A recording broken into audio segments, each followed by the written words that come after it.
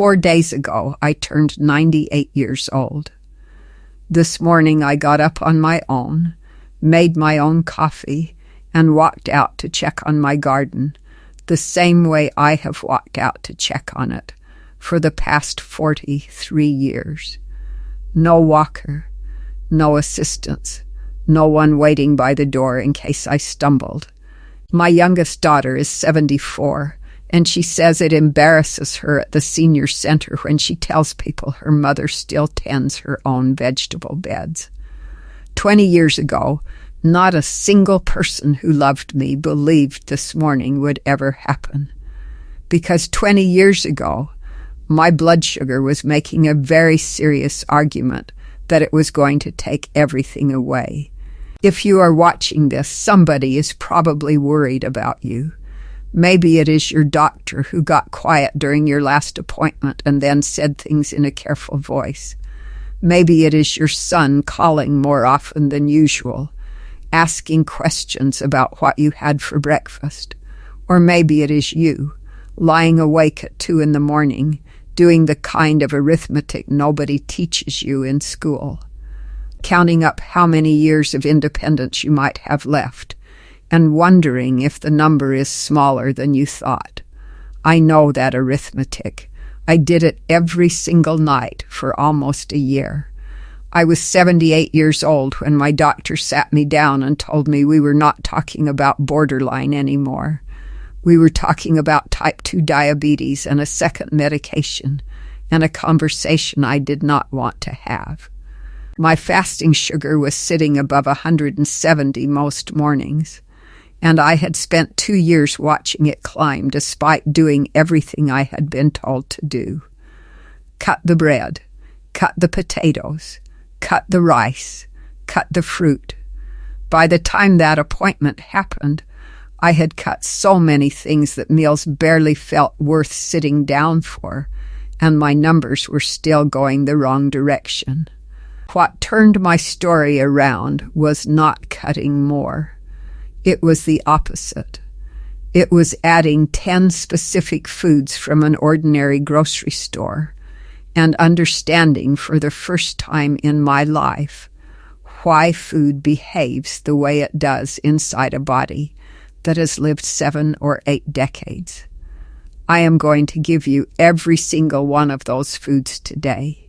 What they are, what they cost, exactly how I use them, and what they did for my numbers. And I am going to tell you the part that most food lists leave off entirely, because the food was probably only about 30% of why I am still in my own home at 98. The other 70% is something different, and I am saving it for the end of this video, because it is the thing I most wish someone had told me 20 years ago. But before I give you the list, I need to tell you about my brother Edward, because this was never really about a number on a meter. It was always about Edward. Edward was 2 years older than me, which made him one of the finest authorities on everything when we were children. He knew which trees were safe to climb, which neighbors had the best gardens to raid for strawberries, and which roads were fastest on a bicycle. He was the kind of man who filled every room he walked into, not with noise, but with a particular kind of certainty that everything was going to be fine, because Edward was there. He retired at 67, and for the first few years he seemed unstoppable. He gardened, he volunteered, he drove my mother to her appointments after her hip surgery. He was the family's engine the way he had always been. Then, at 72, he mentioned, almost in passing during a Sunday dinner, that his feet had been feeling odd, numb in a way he could not quite describe. We told him to see a doctor. He said he would. He waited another 8 months. Diabetes took him by degrees, the way it takes people when it has had years of unchallenged practice. It started with his feet. The feeling went first, quietly and then completely. and then the steadiness went, and then he was not allowed to drive, and then there were infections that took a very long time to heal, and then they did not heal, and then there were decisions that none of us were prepared to make. Edward spent his last 4 years in a care facility about 20 minutes from my house.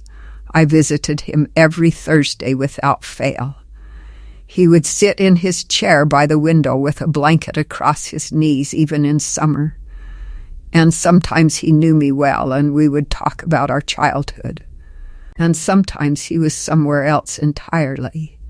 Driving home on those Thursdays, I would pass the long, flat fields I had driven past my whole life, and I would make myself the same promise every single time. Not me, not that chair, not that blanket in summer. There were 5 of us children, and by the time of my diagnosis, I had already watched 2 of my siblings go some version of the same road, different in their details but recognizable in their shape. The slow erosion, the gradual narrowing of the world from a house to a room to a chair to a bell to ring for someone to bring you tea. I had watched this happen to people I loved most on earth, and when my doctor said those words, second medication, type 2, no longer borderline, I did not cry in his office. I had used up a great many tears on my family. What I felt instead was a very specific and quiet determination. So when my own doctor used the word second medication, I heard Edward's voice. I made my same promise.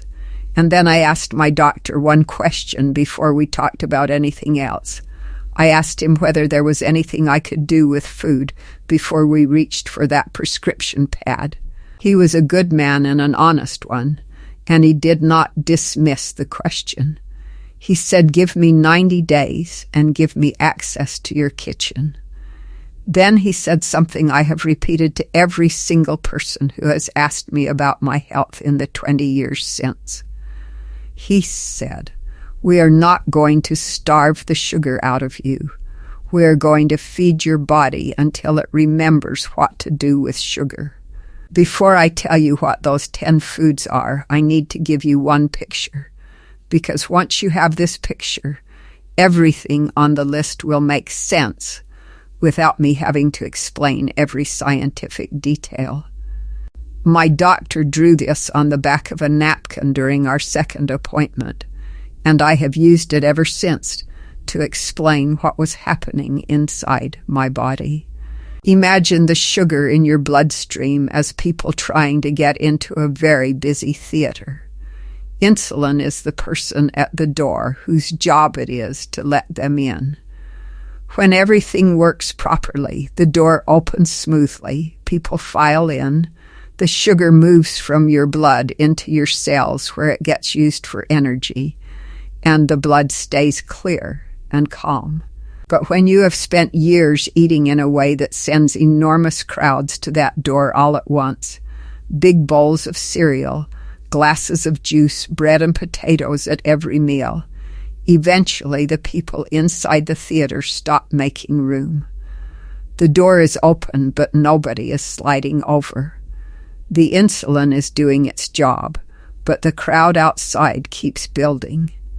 Doctors call this insulin resistance. I call it what my doctor called it. The theater is full, and the crowd is jammed up outside, and the number on my meter is a head count of everyone still waiting in the street. Every food on my list does one of 3 things. It sends a smaller crowd to the door in the first place, so there is never a jam. It quiets down the argument inside the theater that was making everyone stubborn about moving over. Or it teaches the people inside to make room again. And what my doctor showed me over those 90 days is that all 3 of those things can be done with food you can buy at any grocery store in this country for less money than most people spend on 1 week of processed snacks. Now let me tell you where I started, because it was my breakfast. And fixing breakfast was the change that moved my meter faster than anything else I did in those first 3 weeks.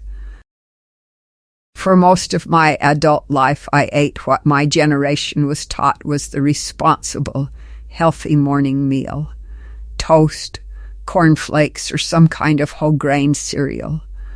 Orange juice, because juice was fruit and fruit was healthy, and the television said so, and the doctor said so, and the box said so. I felt virtuous every single morning standing at my kitchen counter with my glass of orange juice and my bowl of cereal. And then by 10 o'clock I was shaky and foggy and hunting for something to eat, even though I had eaten 2 hours earlier. I assumed this was simply what getting older felt like. The energy that just was not quite there anymore. The fog that descended around mid-morning. The restlessness and the craving for something sweet that I tried to discipline away and never quite could. For nearly 15 years, I thought this was just age. My doctor showed me with my own meter in my own hand after my own breakfast that it was not age. It was what sending a crowd of sugar to the door all at once, with nothing to slow it down, felt like, repeated every single morning before the day had properly started. The breakfast I have eaten instead for 20 years is 2 whole eggs cooked however suits me that day, scrambled most mornings, boiled ahead of time on the days I am busy, and half an avocado. That is the entire change: 2 eggs and half an avocado. An egg is almost entirely protein and fat with almost no carbohydrate, which means it sends barely anyone to the theater door. For decades, my generation was told to be afraid of the yolk in particular, that the cholesterol in the yolk was dangerous and we should throw it away or buy the carton of whites instead. I want to be honest with you about how much that advice cost my generation. The yolk is where most of the nutrition lives, and the fear of fat that drove us away from eggs and avocados and olive oil also drove us toward the low-fat products that compensated for the missing flavor by adding sugar, which did far more damage than the fat we were so carefully avoiding. The avocado I was afraid of for the same reason: the fat content. My doctor put a hand on the table and said, "Barbara, the fat in an avocado is the same family as the fat in olive oil, and we have been recommending olive oil for decades." He drew me a picture of how fat in a meal slows the entire digestive process, how food moves from the stomach to the intestine more slowly when fat is present, and how that slowness is exactly what we want. No flood, no jam, a gentle procession. My doctor told me about the second meal effect, and I want you to hold on to this because it surprised me more than almost anything else he taught me in those 90 days. A calm breakfast does not just settle your morning blood sugar. It influences your lunchtime reading too, and sometimes your mid-afternoon reading as well. The gentle start creates a kind of metabolic quiet that carries forward, so that whatever you eat at noon produces a smaller rise than it would have after a sugary breakfast. This effect was measured and documented in clinical studies, and my doctor explained it to me, but I want to tell you what convinced me personally. It was my own meter 2 weeks after I started this breakfast, showing me a number I had not seen in 2 years. I sat at my kitchen table with that meter in both hands and stayed there for quite a while. Not because the number was perfect, because it was moving in a direction I had stopped believing it could move. Now, the 3 foods that slow the crowd down. I think of these as the soil foods because my doctor explained them to me using rain. He said that heavy rain falling on packed dry dirt cannot soak in. It runs off and floods everything downstream. but the same rain falling on good garden soil soaks in slowly and evenly, and nothing floods. These three foods turn your meals into garden soil inside your digestive system. The first one is fenugreek seeds. I had never bought them before in my life, and I want to be honest with you. When my doctor wrote the name down, I thought he was joking. They are small amber seeds, the size of a lentil, available in the spice aisle of any grocery store for $2 or $3 a jar. Inside each seed there is a fiber that swells into a thick gel the moment it meets water. And that gel physically slows how fast your stomach releases food into your blood. Sugar trickles through instead of rushing. The way I take them, 1 teaspoon of the whole seed soaked in a glass of water overnight. In the morning I drink the water and eat the softened seeds before breakfast. They are bitter, which I will not pretend otherwise. If that is too much, grind them fine and stir half a teaspoon into yogurt or over eggs. Start with a small amount and give yourself a week to adjust, because this fiber is genuinely strong and your digestive system needs time to become acquainted with it. The second soil food is chia seeds. Tiny gray specks that turn a glass of water into pudding if you let them sit, and that is exactly what they do inside your stomach. They form a gel around your meal and slow the whole thing down. They also carry a fat from the same family as the fish oils, which helps with the quiet inflammation I will talk about in a moment. I stir 1 or 2 tablespoons into yogurt or into a glass of water with a squeeze of lemon. Let it sit for 10 minutes before drinking so the gel has time to form, and drink plenty of water alongside it throughout the day. And the third, this one made me laugh out loud in my doctor's office when he wrote it down. Lentils, the humble lentil, a carbohydrate that steadies blood sugar. My doctor said if I remembered nothing else from our appointments, I should remember that the right kind of carbohydrate, wrapped in fiber and protein the way a lentil is, releases its sugar over hours instead of minutes. And a bowl of lentil soup at lunch kept my dinner readings gentler than almost anything else I found. I swapped them in for white rice and white potatoes 3 or 4 times a week, half a cup to a cup, cooked however you like them. In winter, I make a pot of lentil soup on Sunday and eat it across the week. In summer, I eat them cold with olive oil and a splash of vinegar. Cheap, filling, and 20 years later still part of every single week of my life. Now, there are 2 things I kept in my kitchen that my doctor called the door helpers, things that help the insulin receptor actually do its job, rather than just slowing down how fast the crowd arrives.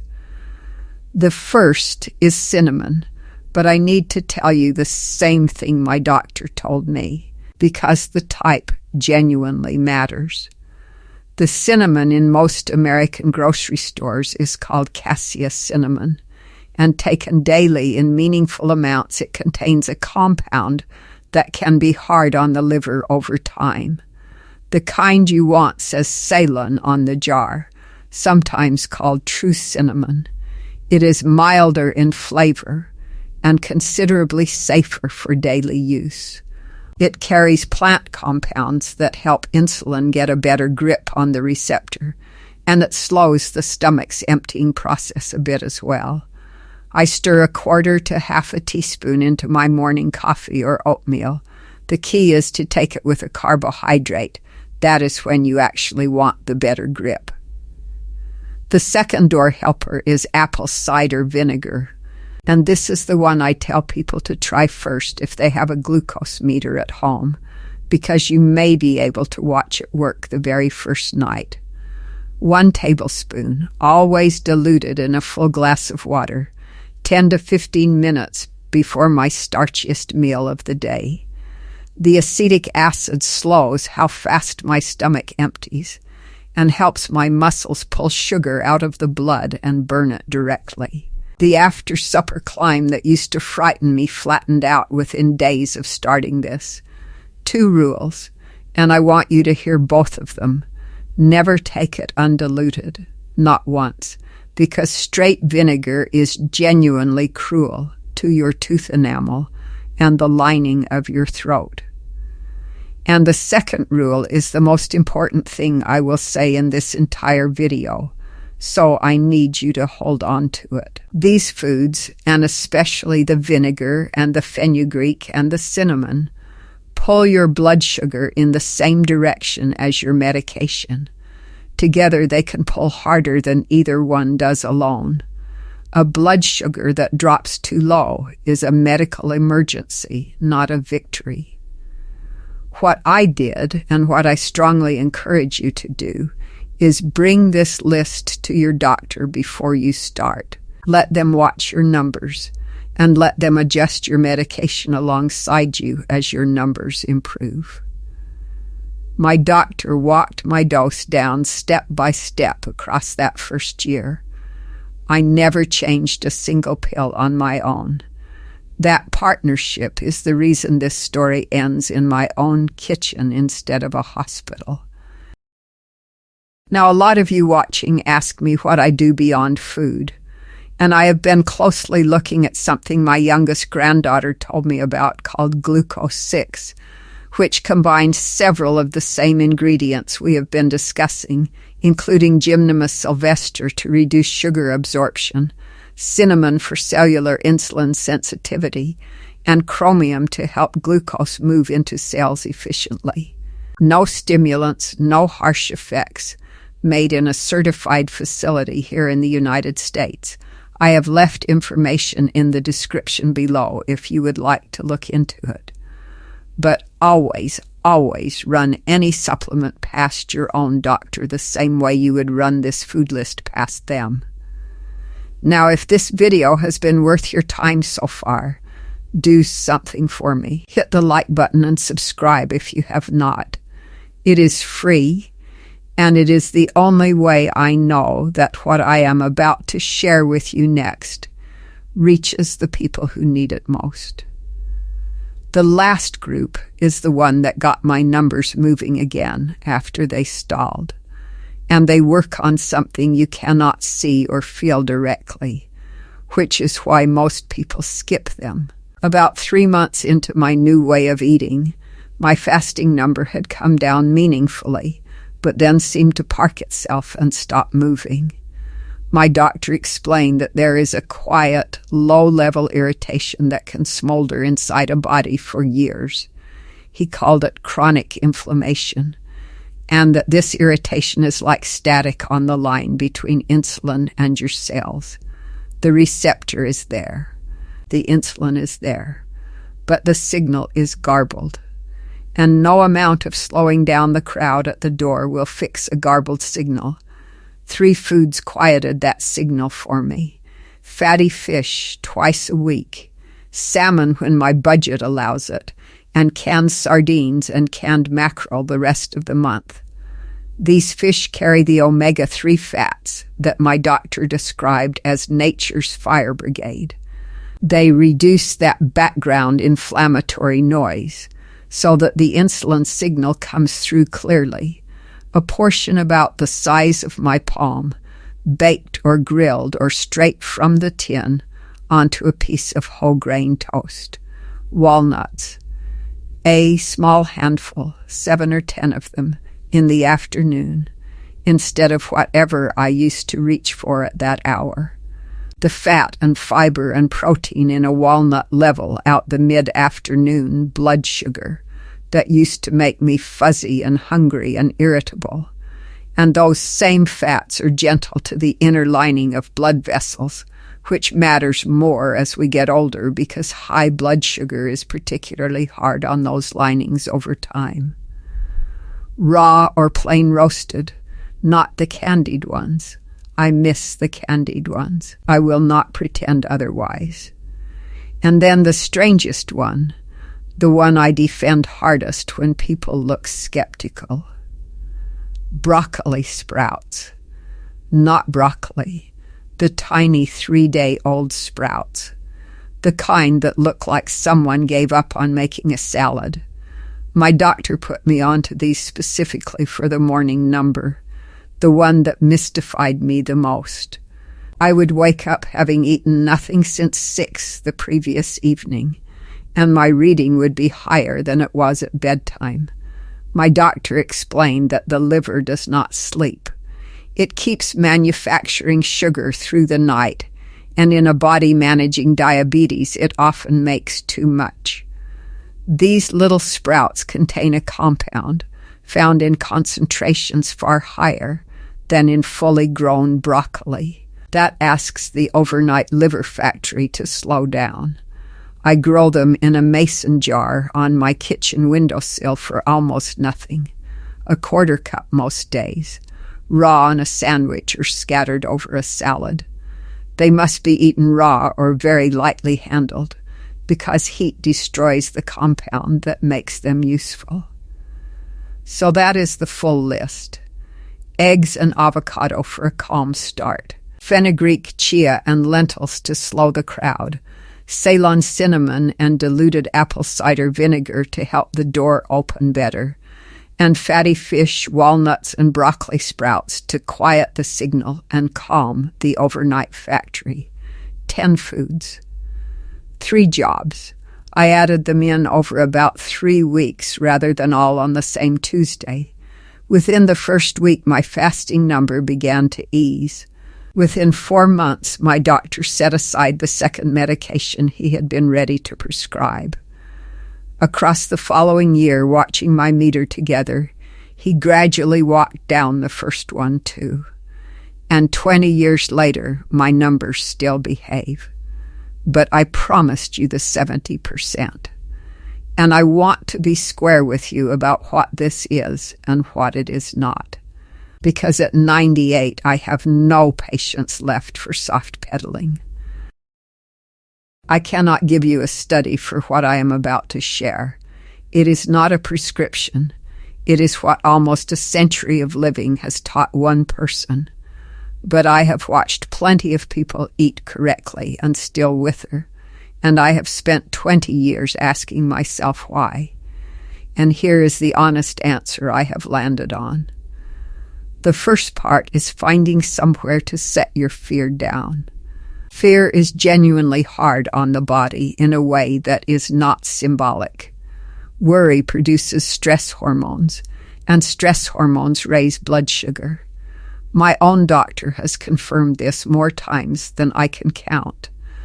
The year my numbers went bad was also the year I stewed every night from 2 until 4 in the morning, turning my situation over and over like a stone I could not put down.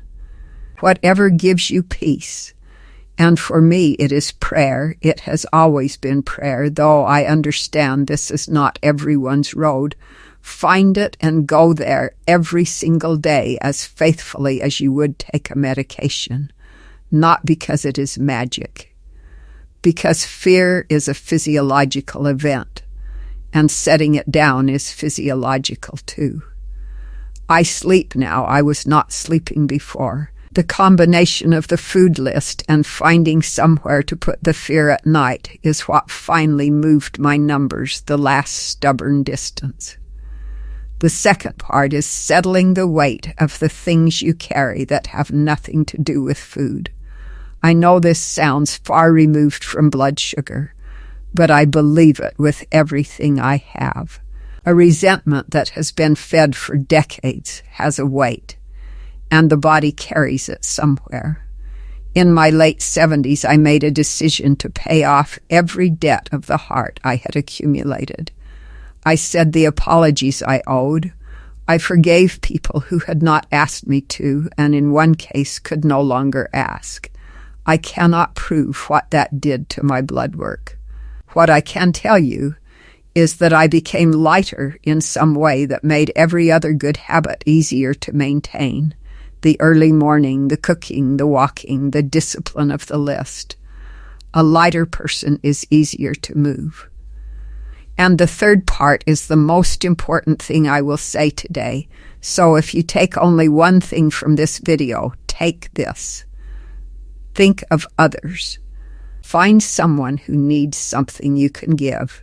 The research on people who live the longest and stay the sharpest and remain the most functional is remarkably consistent on one point. It is not a particular food or a particular supplement. It is purpose, being needed, having somewhere to be. The worst year of my health was not the year my numbers were highest. It was the year I quietly decided I was finished. My husband had died. My children were busy with their own lives. I had a long stretch of days with no particular reason to cook carefully, no particular reason to walk to the garden, no particular reason to take care of myself at all. Everything slid. The food list sat in my kitchen drawer. I ate badly because I did not care enough to do otherwise. What pulled me back was my neighbor's daughter knocking on my door, asking if I could spend an hour with her baby while she went to a medical appointment. That 1 hour became a standing Tuesday. That Tuesday became a reason to make sure I was well. A person who has somewhere to be fights for their health because the fighting has a purpose. And a person with no particular reason to be strong usually is not. So here is my prescription for the 70%, and it costs considerably less than fenugreek seeds. Find somebody to help this week, not next month, this week. Call the person from your church or your street or your past who dropped off the list and has not been heard from. Make a larger pot of lentil soup than you need for yourself and carry half of it to a neighbor. Teach a grandchild or a great-grandchild to grow broccoli sprouts in a jar on a windowsill. They will think it is a science experiment, and you will be giving them a reason to remember you as someone who was still worth learning from. The fastest way to feel like your life has value is to be of genuine value to someone, and a person who believes their life has value tends to take care of themselves. That is the whole engine. That is what the food list runs on. Purpose is what starts it. That is why I am not in that room with the window that my brother Edward sat in for 4 years. Not because I am lucky, not because my body escaped old age, it very much did not, but because every single morning I wake up with food that works with me instead of against me, a place to put the fear when it comes, a clear conscience, and people who would notice by noon if my kitchen light did not come on. Tomorrow morning I will get up on my own and cook my own breakfast again, 2 eggs and half an avocado. And I will say a quiet word for every one of you watching right now with a number that is scaring you, or a night that will not end, or a doctor's appointment coming up that you are not sure how to think about. I know what that is. I have been there. And the arithmetic can come out differently than you think. Now do something for me before you leave. In the comments below, tell me your age and where you are watching from. If you try the apple cider vinegar tonight, come back and tell me what your meter said. I read every single comment, and what you share helps me understand what to talk about next. And if you know someone whose blood sugar is worrying them, or who has started to believe that the number on their meter is just what getting older means and nothing can be done about it, please send them this video. Because one person's story told plainly can sometimes reach a place that a clinical list cannot. I am still here at 98, cooking my own breakfast, tending my own garden, and collecting reasons to stay. You just gave me one more.